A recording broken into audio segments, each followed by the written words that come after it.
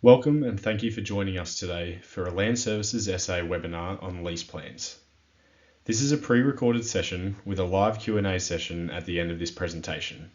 We ask you to kindly hold all your questions until the allocated time, where one of our subject matter experts will be able to assist. Land Services SA is committed to providing an excellent customer experience. One way we continue to deliver value to the industry is through our industry education program, where we produce a range of helpful educational materials, hold regular webinars, and host industry events. Our industry education program addresses key topics or frequently asked questions to ensure you remain up to date with contemporary practices. We want to help set you up for success and believe helping with industry education will help reduce the volume of requisitions, meaning a quicker and more seamless experience for your clients. Land Services SA's subject matter experts assist in delivering our industry education program, utilising their years of experience and respected place in the industry. This webinar was prepared by Stella Viganis, one of LSSA's senior plan examiners with over 28 years experience in plan examination. Stella had a keen involvement in projects such as the digital plan lodgement. Today we will discuss lease plans, how to prepare the plan, and the techniques required to fix a leasable parcel.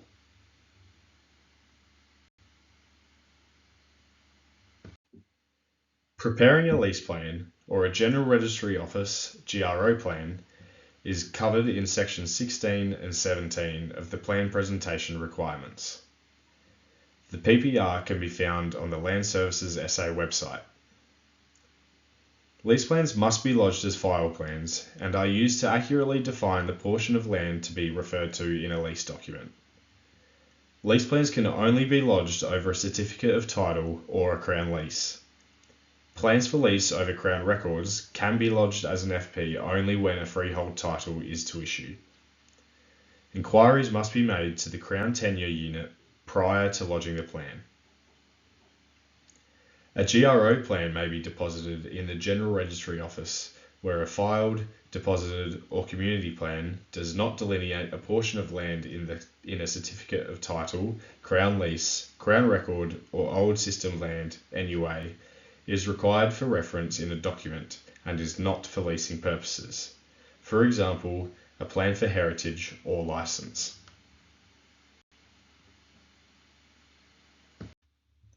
Under Section 241 of the Real Property Act 1886, lease plans can be defined and delineated in the following formats: defining a parcel by data, defining a parcel by monument, a combination of monument and data, identifying parcel boundaries formed by a monument, identifying monument boundaries by notation, identifying monument boundaries by label. Lease plans are lodged through the Digital Plans Lodgements, DPL. The Lease Plan Checklist is designed to assist clients in drafting plans so that they adhere to the guidelines laid out in the PPR. The checklist has recently been updated and can be found on the Land Services website under the Land Division heading. From here, you can navigate your way to the checklist under Plan Lodgements and then Plan Presentation Requirements. Once you have a copy of the current certificate of title, it is important to check the following when starting to prepare your lease plan, as this will affect what you're trying to achieve. Land description, easements, if any are currently on the title, prior lease plans, these will be listed under the RG's notes, and registered leases, these will be endorsed under the Schedule of Dealings. On the textual sheet for lease plans, if easements exist on the title, show CCT for easement details. There is no need to show easement notes on the textual sheet. With the recent implementation of DPL, easement notes on lease plans would not be populated. Therefore, no action is required. Superseding plans. Annotate the lease parcel numbers and the plan number of the plan being superseded. or the previous lease plan number if you are superseding all of the lease parcels and the balance of land in previous plans. Current registered leases will be listed in the schedule of dealings. If there is a current lease over the whole of the subject land, show the whole of the within land is subject to lease, etc.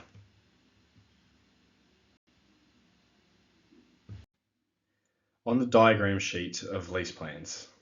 Diagram sheet labelling. Site plan is to be used for single-storey buildings or vacant land. Site and the number of floor levels, floor plan, is to be used for multi-storey buildings. For example, site and 14-level floor plan. BBL and subject land delineation. Table 16.1 in the PPR outlines the labelling requirements for the outside of the bold-black line. Multiple CT boundaries must be shown on all of the diagram sheets in solid lettering along the boundary delineated by a dotted line. Parcel identification. Monument delineation must have monumental features, e.g. Shop 1A, warehouse. Parcel delineation must be identified by an alpha identifier, i.e. A, or a descriptive label, i.e. Area A. Monument names, e.g. Office A, should not be used to identify parcels that are defined by data. Otherwise, a certified survey would be required to establish that the structure is accurately positioned in relation to the data provided on the plan. Balance of land parcel identification must be unique. For example, they must be different to the balance of land parcel labels used in previous lease plans, e.g. Y balance of land, now Z balance of land. Check for any superseding plans. Any lease parcels on previous lease plans should be shown as lease plan abuttals. These can be in the BBL and are to be labelled with the relevant lease plan number, e.g. GRO 1 2025 or F250500.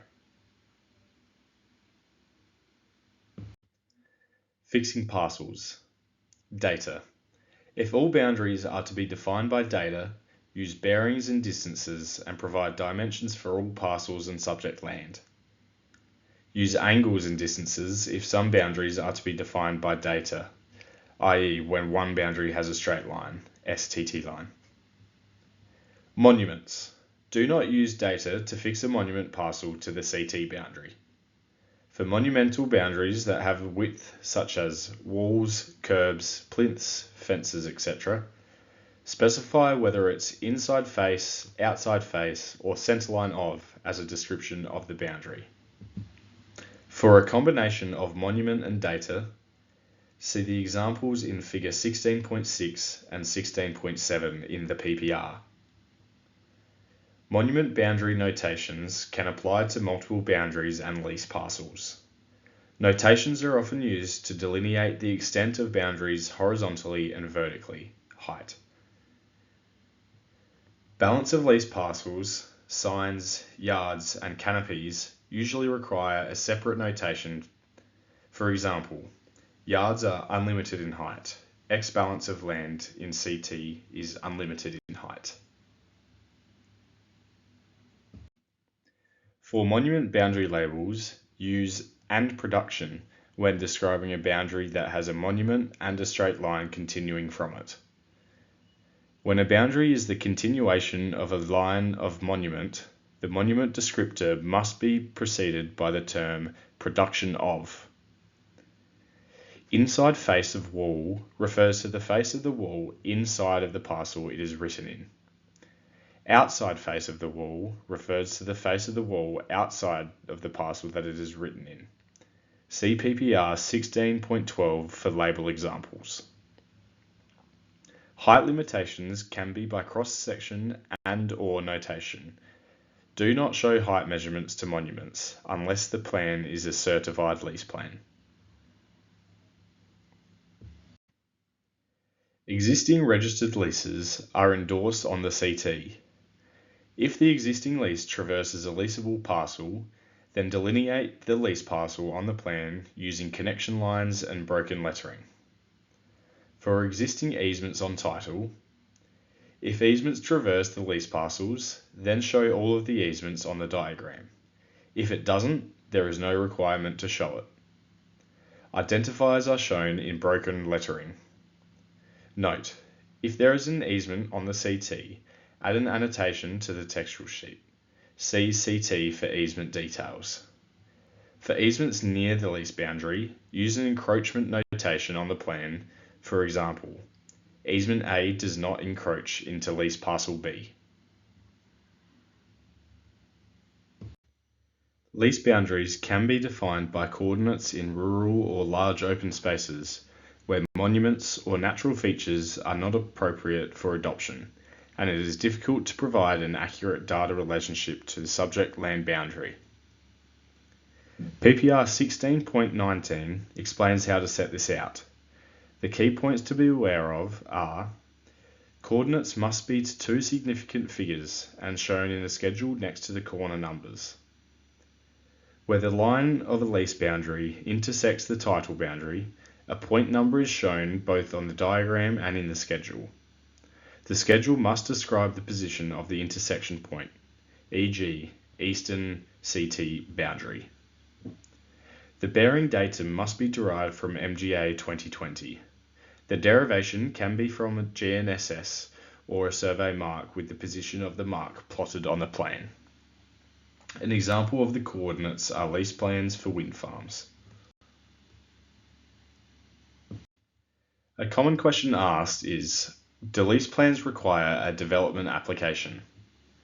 Development approval may, in certain circumstances, be required to lease a portion of an allotment. This is done with the conveyancer.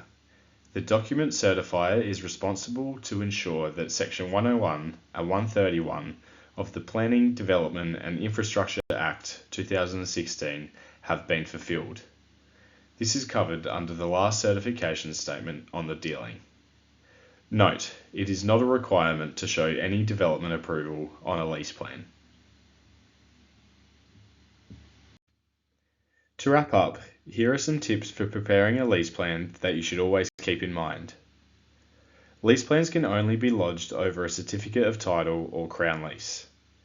Plans for lease over Crown records can be lodged as a file plan only when freehold title is to issue. Is there a prior lease plan? Does all or part need to be superseded? Any registered leases on the CT? How does this affect your plan? Correct labelling is required to fix the area you are wanting to lease. How is the parcel fixed? By data or by monument? What are the requirements for certifying a lease plan, e.g. defined by coordinates? Referring to the PPR and completing the checklist will ensure that you have met the requirements to lodge a lease plan or GRO. Land Services SA's website has a range of educational and support materials to assist you in your day-to-day work. Our Industry Education Hub is a great place to start. This can be found by clicking Industry Education Hub on the homepage of LSSA's website. A copy of today's webinar will be published on the Industry Education Hub, together with the recording of previously held webinars. That concludes the recorded webinar section. Thank you for listening. Please remain online for the live Q&A session with our subject matter experts.